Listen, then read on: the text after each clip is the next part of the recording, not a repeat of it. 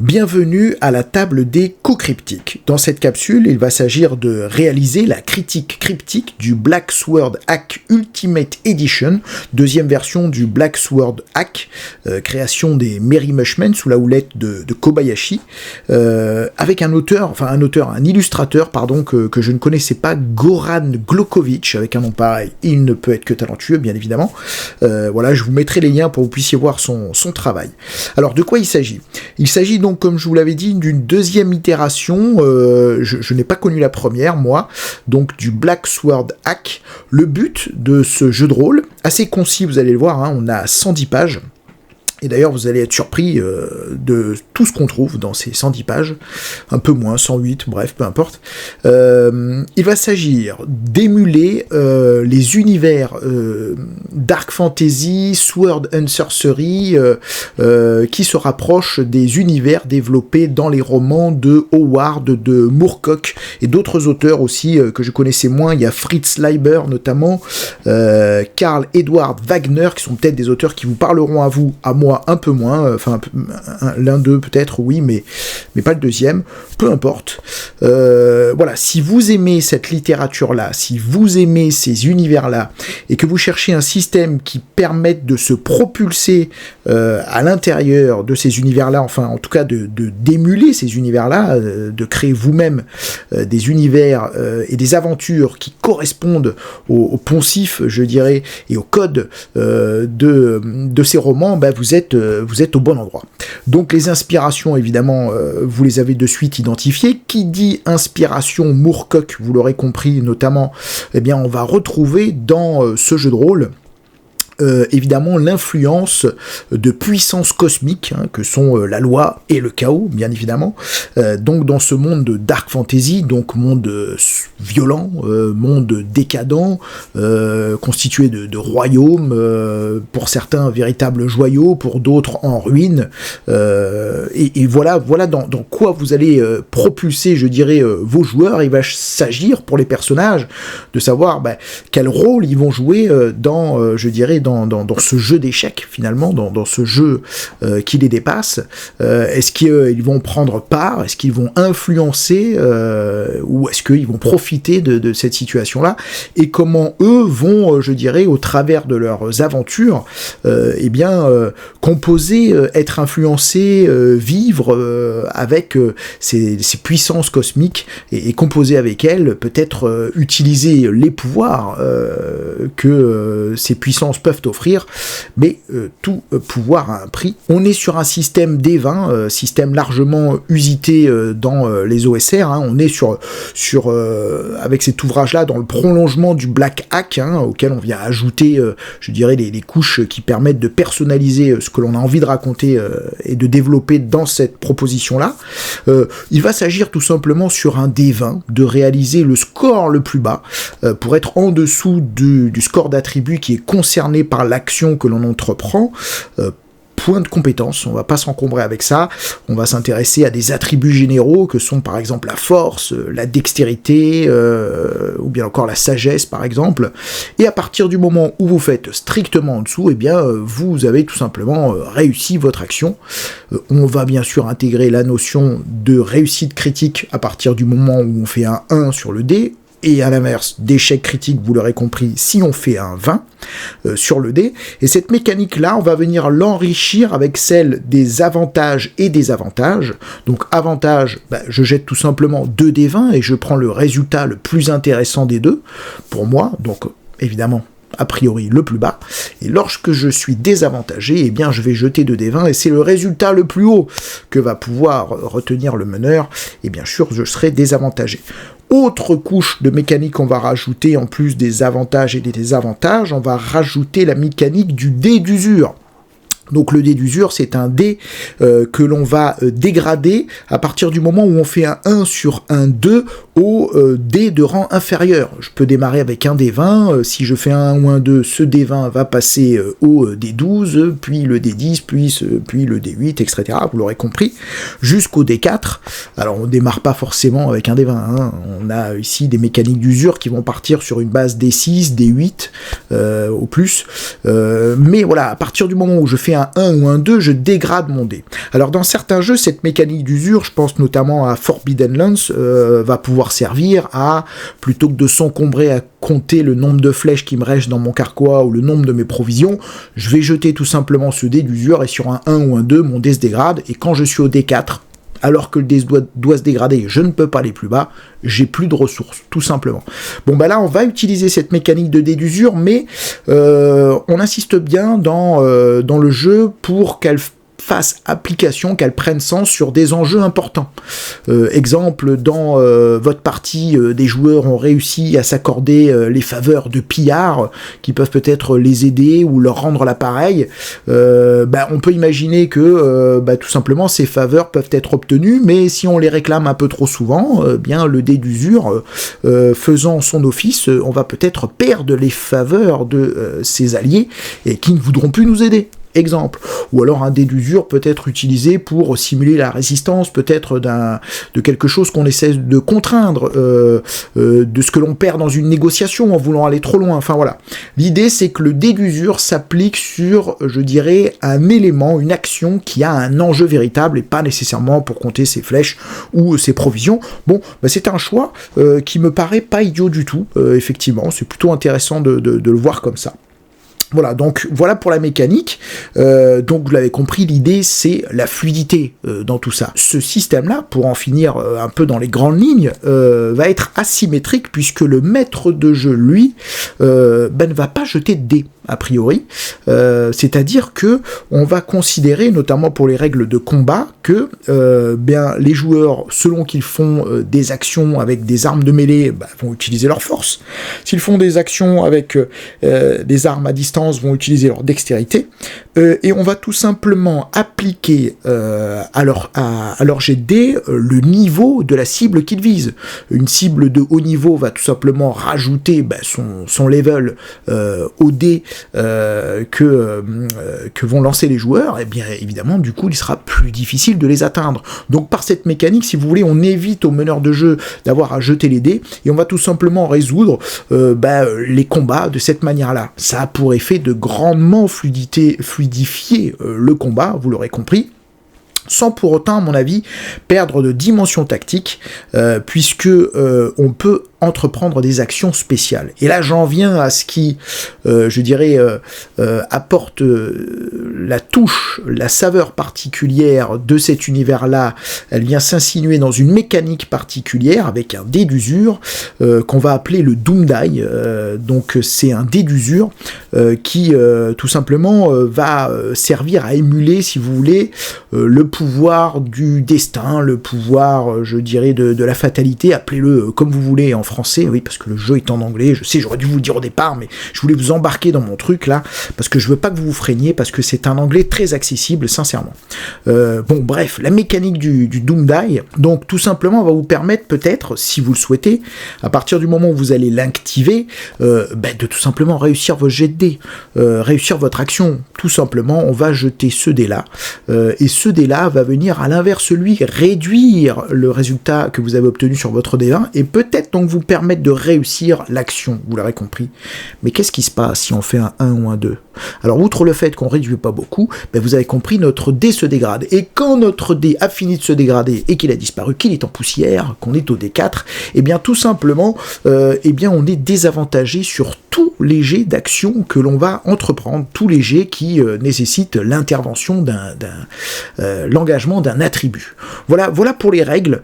C'est très simple. Et ça suffit largement, je pense, pour ce qu'on a à émuler, et je parle en connaissance de cause, puisque j'ai déjà réalisé quelques parties, et d'ailleurs, nous les avons filmées, et je vous présenterai ça en vidéo. Un actual play, quoi, en quelque sorte. On va aller aussi plus loin parce que cette mécanique du destin va aussi être nécessaire pour activer certains dons et aussi pour utiliser certains sorts, certaines magies. La magie, là, aussi va couvrir plusieurs spectres, c'est-à-dire qu'on va pouvoir faire la magie type sorcellerie, on va pouvoir faire de la magie avec des pactes que l'on va passer avec des démons, on va pouvoir réaliser de la magie par l'alliance avec des esprits ou des liens avec un peuple féerique, ou même tout simplement être magicien, quelque part techno-magicien en quelque sorte, par des machines, la création de machines technologiques, mais autant magiques que ce qu'elles peuvent être technologiques. Donc vous voyez, on a ces différents pans que l'on va pouvoir explorer pour tout simplement développer la magie dans notre univers, et que les personnages joueurs vont pouvoir développer à partir du moment où ils créent des personnages qui sont, je dirais, dotés de ces facultés-là. On va aussi, va être détaillé dans ce livre des armes runiques. On comprend l'idée, c'est très intéressant que de récupérer ce code-là, puisque il est évidemment très exploré dans l'univers de Moorcock notamment.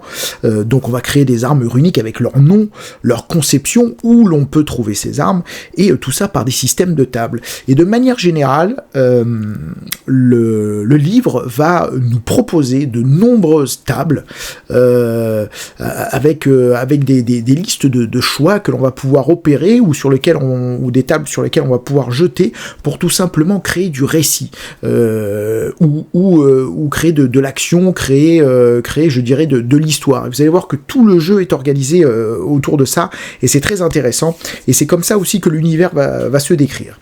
On a aussi un bestiaire, évidemment, qui va être développé, avec des règles assez simples pour tout simplement déterminer combien de points de vie a une créature. On va tout simplement s'intéresser qu'une créature de tel niveau à tant de points de vie peut infliger à peu près tant de dommages pour pouvoir, je dirais à la volée, émuler n'importe quelle créature, voilà, en sachant qu'après vous allez avoir des créatures particulières à cet univers qui vont être développées, et avec leur mécanique propre, ce qui va les rendre aussi, les personnaliser, les rendre intéressantes, et traduire de leur comportement. Et là encore, certaines créatures, par, je dirais, les pouvoirs dont elles sont dotées, les noms qu'elles ont, vont raconter de l'univers. Et c'est comme ça en fait que se raconte l'univers, vous allez comprendre, c'est au travers de ce que l'on va décrire comme étant des créatures, comme étant une origine, comme étant un lieu de naissance, un nom que l'on va donner à une contrée, à un royaume, avec quelques lignes pour activer quelque part l'imaginaire du lecteur maître de jeu, qui va ensuite pouvoir tout simplement se nourrir de ça, sans être écrasé sous un univers encyclopédique, mais tout simplement se nourrir de ça pour créer sa propre version, son propre univers, je dirais, moorcockien en quelque sorte. Qu'est-ce que l'on incarne ? Les personnages que vous allez incarner sont des anti-héros. On n'est pas dans un univers, vous l'aurez compris, high fantasy ou heroic fantasy, strass et paillettes, un peu à la Donjons et Dragons. On est sur quelque chose de plus sombre, avec plus de rugosité. Donc vous avez 3 origines principales, barbare, décadent, civilisé. À chacune de ces origines va correspondre évidemment quelque part un tempérament, alors vous, je ne l'ai pas dit, mais vous aussi, par un système de jet de dés, vous allez aussi déterminer les attributs de votre personnage.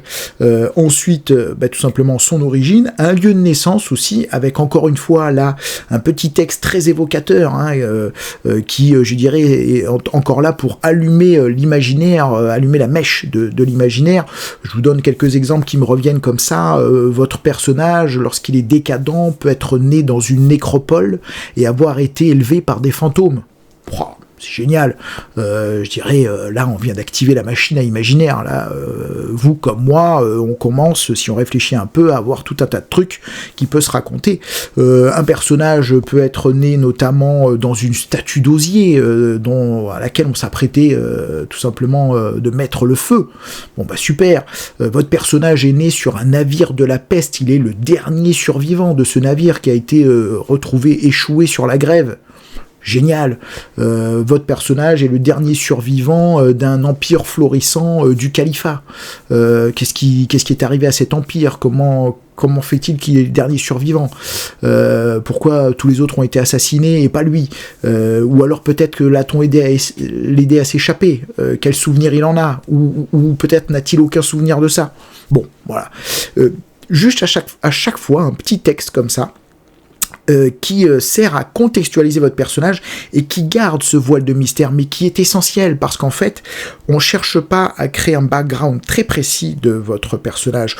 On va, je dirais, ce background-là, vous allez pouvoir l'étoffer au fil de vos parties, un peu comme Howard lorsqu'il nous présente les aventures de Conan. Elles sont pas écrites dans un ordre chronologique, ces aventures. On va retrouver un Conan dans les premières nouvelles qui est peut-être déjà roi, avant de s'intéresser dans une autre nouvelle qui interviendra plus tard à lorsqu'il était jeune et qu'il était voleur, et pour revenir un peu plus tard après dans le temps, on se balade dans la vie de Conan comme si on analysait quelques aventures qu'il aurait vécues tard dans sa vie, au milieu de sa vie, au moment où il est devenu barbare. Et bien là c'est pareil, on va pouvoir piocher là-dedans quand on joue nos personnages, et peut-être que ces backgrounds là qui sont juste évoqués là avec ces quelques lignes pour garder un voile de mystère, on va pouvoir les remplir au fil de nos parties.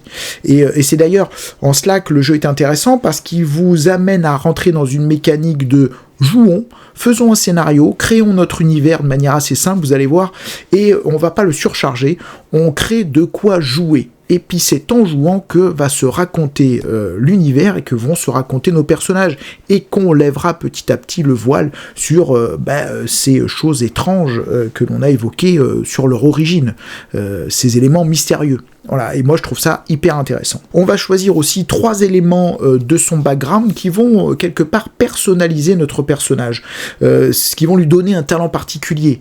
Le fait que par exemple un personnage par rapport à un de ses éléments de background ou un élément de son vécu va être un archer émérite et sa première flèche ne ratera jamais sa cible.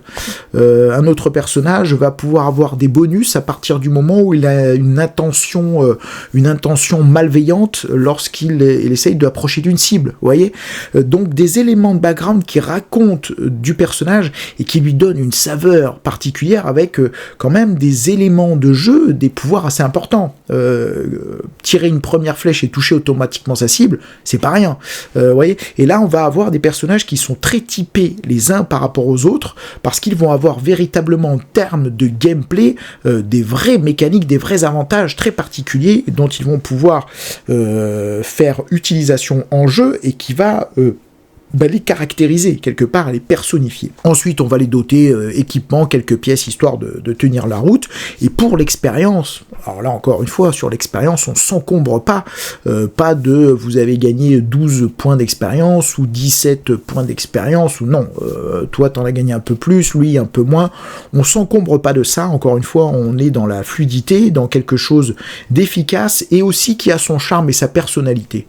Tout simplement, à partir du moment où un personnage a vécu une aventure jusqu'au bout, il n'est pas mort, quoi, eh bien il va pouvoir l'inscrire, voilà, ce sera une aventure, exemple, je sais pas moi, le marais de Morgoth, au hasard, eh bien ce personnage-là, à partir du moment où il a vécu, eh bien il va marquer le titre de cette aventure, un titre évocateur, comme on sait le faire avec les nouvelles de Sword and Sorcery des années 70-80, et avec ce titre évocateur, eh bien tout simplement, on sait qu'il a participé à une aventure, eh bien ça va lui donner le niveau 2, et ainsi de suite jusqu'au niveau 3, 4, 5, 6, et à chaque niveau, il va débloquer des points de vie supplémentaires, des attributs, et aussi des dons qui ne sont pas forcément accessibles à la création, et qui, là encore, vont rajouter de la personnalité, de la tessiture à notre personnage. Donc une fois qu'on a fait tout ça, on a notre mécanique, on a nos personnages, on a nos tables avec plein d'entrées, et ces lignes de texte là très évocatrices qui nous permettent de raconter l'univers, c'est comme ça que se raconte l'univers, on va pas avoir de paragraphe sur l'univers, mais c'est au travers des objets, des tables, des naissances qu'il nous raconte qu'on perçoit toute l'obscurité de cet univers, toute sa décadence, toute sa violence, et même on va pouvoir choper quelques noms, quelques organisations, quelques systèmes politiques au travers de ces lignes par touche. C'est super intelligent, je trouve, et ça permet de circoncire notre bouquin, de rester en 108 pages et de raconter beaucoup. Une fois qu'on a fait ça, vous me direz, on a 108 pages, on peut pas aller beaucoup plus loin. Que nenni, mon bon, on va aller plus loin. Le bouquin va nous proposer un guide pour construire notre monde. Et quand je dis construire le monde, c'est construire le monde géographique, sa population, mais aussi construire les forces qui le composent. la loi, le chaos, vous l'aurez compris. Donc on va s'intéresser à déterminer, quand on va construire ce monde, à la création, une espèce de grand méchant, qui va être un peu notre némésis, là, notre big boss, appelez-le comme vous voulez. On va déterminer quant à savoir s'il est plutôt au service de la loi, ou plutôt au service du chaos. On va déterminer à quoi il ressemble. Est-ce que c'est un conseil ? C'est peut-être plusieurs personnes. Est-ce que c'est une entité cosmique ? Est-ce que c'est un roi déchu ? Peu importe. Là encore une fois, des choix sont proposés dans des tables, et libre à vous évidemment de créer vos propres origines. Et on va tout simplement aussi, une fois qu'on a déterminé cet antagonisme, déterminer ses serviteurs, à quoi ils ressemblent. Et là encore une fois avec des tables qui vont nous détailler des serviteurs avec un aspect particulier. Ça peut être des golems peut-être, peut-être je sais pas moi des créatures particulières. Venus des profondeurs de la mer, peu importe, enfin, on peut imaginer ce qu'on veut, et les tables vous en proposent à foison, là encore une fois, et encore une fois, toutes ces tables, c'est autant d'éléments textuels, de petits textes qui allument la mèche de l'imaginaire, et c'est ça qu'on cherche. Une fois qu'on a ce méchant, ces forces-là cosmiques que l'on va développer, on va s'intéresser à développer l'univers, et là, tout simplement, qu'est-ce qu'on fait ? Eh bien, le bouquin Kobayashi, donc le Black Sword Hack, vous invite à prendre une feuille blanche et à tout simplement commencer à placer des empires. Et ces empires, on vous les donne. Ça va être l'empire de poussière, ça va être les principautés frontalières, ça va être la cité des voleurs, ça va être voilà. Et avec tous, bien sûr, on le devine, une esthétique particulière, une esthétique qui se rapproche plutôt de royaumes typés trésoriants d'un côté, d'autres royaumes qui vont plutôt être typés, plutôt, je dirais, européens peut-être, et puis d'autres qui sont, je dirais, un peu hors cadre là aussi, et qui évoquent des paysages apocalyptiques ou des paysages que l'on soupçonne pas. Il y a notamment un royaume avec des grandes flèches, je dirais, qui s'élèvent et qui transpercent les nuages, dont on considère que peut-être les personnes les plus riches de ce royaume vivent au-dessus des nuages, et en parallèle de ça, on a aussi des abysses avec des profondeurs insondables, donc un royaume tout en verticalité et en profondeur aussi, qui va être développé. J'ai plus tout à fait le nom en tête, mais voilà, on vous propose comme ça différents royaumes, mais juste encore une fois, ça va être un nom, quelques lignes pour activer votre imaginaire, et ça va être à vous de le remplir. On va vous dire que on va tout simplement vous parler de grandes pyramides noires au milieu du désert. Qu'est-ce que c'est que ces pyramides ? Qu'est-ce qu'elles font là ? Qu'est-ce qu'il y a à l'intérieur ? Vers quel dieu, je dirais, en l'honneur de quelle puissance sont-elles érigées ? Voilà, et qu'est-ce qui va s'y passer là-dedans ? Et vous allez voir qu'on va pas en rester là, parce qu'on va nourrir ces régions-là. Je vais vous le développer un peu plus tard. On va faire notre carte, on va placer nos royaumes. Une fois qu'on a placé nos empires, on va déterminer la politique de chacun d'entre eux, leur penchant pour la loi, pour le chaos, les calamités qu'ils peuvent subir. Oui, ces royaumes peuvent être soumis à la guerre, peuvent être soumis à une malédiction, à une catastrophe naturelle. Là, encore une fois, tout ce que je vous dis là, ce sont des tables dans lesquelles vous allez pouvoir piocher pour nourrir, je dirais, cette recherche-là, ce qui fait que vous pouvez soit vous-même interagir, choisir, ou tout simplement vous contenter de jeter les dés et de voir qu'est-ce qui va émerger de ça. Et il en émergera quelque chose, croyez-moi. Et ensuite, on va avoir toujours des tables avec des noms très évocateurs. Et ce qui va être intéressant, c'est qu'avec chacun de ces royaumes vont être amorcées des pistes d'aventure. Au nombre de royaumes présentés, avec les pistes d'aventure qui sont présentées là, je crois qu'on n'est pas loin de la centaine de pistes d'aventure qui va être développée. Et ces pistes d'aventure, je vous donne en mille, encore une fois, des éléments textuels, qui sont tout simplement où on va être in media res. On va pas s'encombrer de vous dire pourquoi, comment, etc. On va vous donner quelques lignes de texte qui vont allumer votre imaginaire. Vous allez vous dire, mais qu'est-ce que c'est que ce nom ? De quoi ça parle ? On parle d'une théocratie, de prêtres, de ceci, de cela. Et on va vous amorcer un petit pitch de scénario que vous serez amené à développer. Donc effectivement, c'est un univers, une proposition de jeu qui vous demande à vous d'être créateur. Mais ce qu'il y a d'intéressant, c'est qu'il vous met très à l'aise avec ça. Il vous donne tous les outils pour le faire, vous êtes littéralement pris par la main. Et si, je dirais, vous faites confiance à la mécanique et au système, vous verrez que par magie, tout ça va se nourrir, tout ça va se construire. Il suffit juste de se laisser guider. Vous allez aussi avoir un système pour créer votre propre ville, avec des noms, encore une fois, très évocateurs, pour donner de la personnalité, de la tessiture, des populations, quels sont les pouvoirs en place, quels sont les lieux emblématiques des cités que vous allez créer, quels problèmes elles rencontrent, pourquoi ces villes sont-elles connues, qu'est-ce qui les caractérise pour bien faire que vos villes soient très différentes les unes des autres, par rapport à leur architecture, notamment, ou ce pourquoi elles sont réputées. Peut-être a-t-on un marché aux esclaves très prisé dans telle ville, peut-être telle autre ville est-elle réputée pour accueillir des gens de grand savoir ou des ouvrages qui retiennent des savoirs interdits, ultra protégés et dont on voudrait s'emparer pour en connaître davantage sur le monde. On peut tout imaginer. Et tout ce que je vous dis là, des tables vont explorer, encore une fois, des amorces pour vous aider à construire tout cela. Des règles de voyage aussi vont être présentes. Je vous rappelle qu'on est sur 108 pages. Tout ce que je vous dis là, c'est dedans.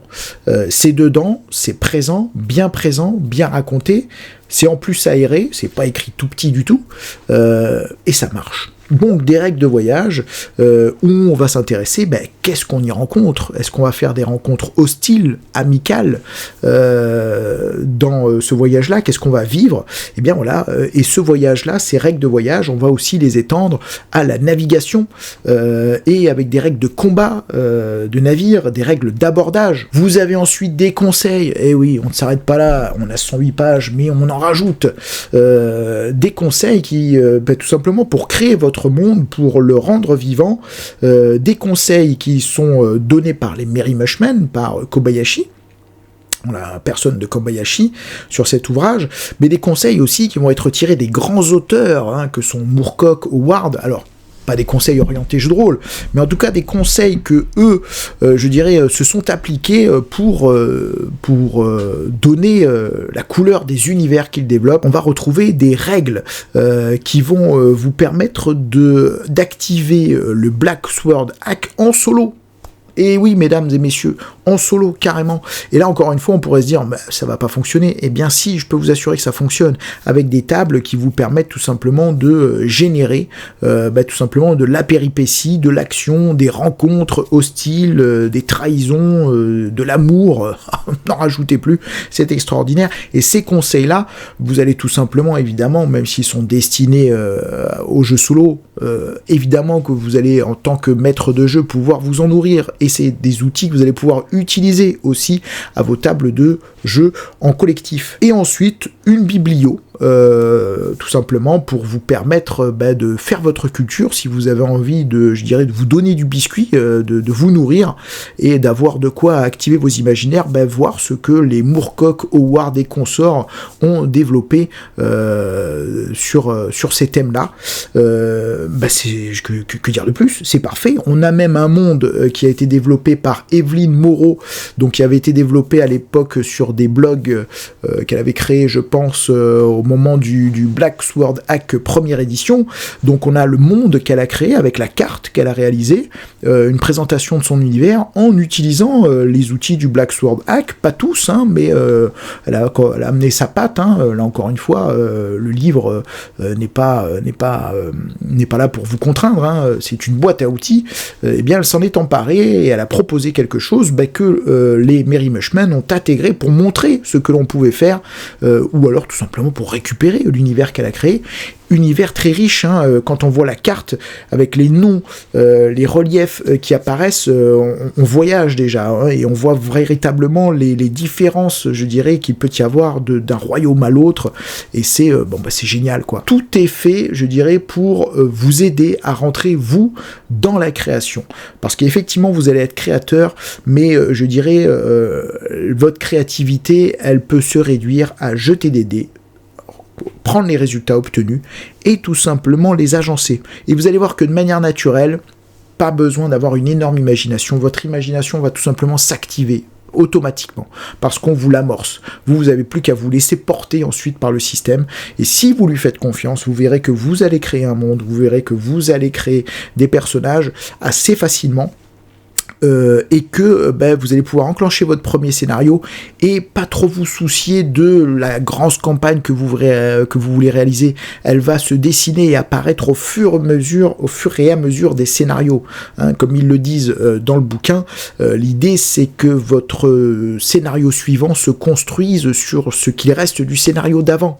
Et c'est comme ça que va se construire votre campagne, c'est comme ça que votre univers va prendre de l'épaisseur et que ce qui a été effleuré et évoqué en quelques lignes va tout simplement pouvoir gagner en profondeur, en explication, parce que au fur et à mesure vous serez de plus en plus à l'aise dans cet univers, d'autant plus que c'est vous qui l'aurez créé. Et vous trouvez aussi des générateurs de créatures impossibles, des listes de noms, voilà, pour vous permettre d'aller puiser là-dedans, et tout ça dans 108 fucking pages. Enfin, c'est hallucinant quand même. Alors oui, le bouquin est en anglais, je suis d'accord avec vous, mais c'est de l'anglais hyper accessible. Alors effectivement, je sais qu'il y en a beaucoup qui grincent des dents en se disant, d'autant qu'on sait que les Merry Mushmen, c'est French Touch, hein. Mais moi je comprends, ça me pose pas de soucis parce que derrière il y a une logique économique, on est sur quelque chose là qui est, on est sur la gastronomie du jeu de rôle pour moi, vous voyez, donc on vise les gastronomes et les gastronomes, ils sont pas nombreux, hein. C'est le genre de truc qu'on va un peu chercher, hein. Ça ne vous tombe pas, on ne tombe pas sur un Black Sword hack comme ça, il va pas vous tomber dans les mains. C'est la curiosité qui fait que ce genre de truc, on le découvre, et puis je l'espère aussi lorsque des youtubeurs en parlent, comme moi ou d'autres. Le vieux geek en a parlé, lui aussi, de ce jeu. De ce fait-là, comme on vise un marché un peu de niche, puisqu'on est dans la niche de la niche avec ce genre de jeu de rôle, je pense qu'on peut pas se couper du marché international et donc de l'anglais. Donc c'est pour ça que je leur pardonne, d'autant que c'est un anglais très accessible. Alors maintenant, j'en viens à moi, ce qui m'impressionne, c'est à quel point c'est ramassé, c'est-à-dire qu'on a 108 pages, et à quel point pour autant c'est dense. Première chose. Deuxième chose, c'est d'une clarté et d'une précision dans le propos assez hallucinante. C'est-à-dire qu'il n'y a pas un mot qui ne sert à rien, il n'y a pas une phrase de trop, tout est clair, net et précis, très bien expliqué, il n'y a pas d'interprétation, les règles sont présentées de manière très précise, très didactique, c'est assez hallucinant de précision, ça a l'air simple, mais c'est à mon avis hyper réfléchi. Il y a un talent d'écriture là qui est certain. Vraiment, je pense que c'est une leçon pour pas mal de jeux de rôle, c'est-à-dire que ils arrivent à dire autant, voire plus, que certains jeux de rôle qui sont beaucoup plus verbeux. Bon, chapeau quoi, chapeau, parce que je pense que c'est vraiment une des caractéristiques, moi, que je trouve chez les Merry Mushmen, chez Kobayashi. Dans Fléau, c'était la même chose. On a ce côté direct à l'essentiel, clair, net, précis, efficace, jouable, utilisable. Ouais, c'est de l'horlogerie quoi. On est pour moi, ouais, comme je vous dis, c'est comme la différence entre aller au resto et aller au gastro quoi. Pour moi, c'est vraiment ça. Hein. Ça fait un peu fanboy de dire ça, mais bah ouais, ok, je suis fanboy, mais moi j'y vois énormément de talent là-dedans.